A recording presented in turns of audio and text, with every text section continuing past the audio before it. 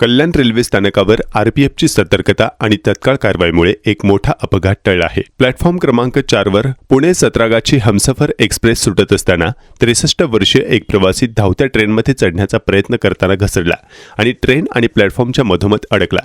ड्युटीवर तैनात असलेले आरपीएफचे प्रधान आरक्षक गजानन आंभोरे आणि एमएसएफ जवान विशाल जाधव यांनी परिस्थितीची गंभीरता ओळखून तत्काळ धाव घेतली आणि त्या प्रवाशाला सुरक्षित बाहेर काढत त्याचे प्राण वाचवले। वाचवण्यात आलेल्या प्रवाशाची ओळख अश्विनी कुमार बर्वे, राहणार बिलासपूर, छत्तीसगड अशी झाली आहे।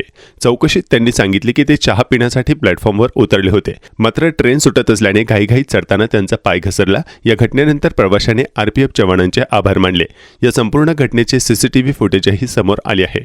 आरपीएफच्या या धाडसी कौतुकास्पद कार्याची स्थानक परिसरात मोठी चर्चा होत आहे।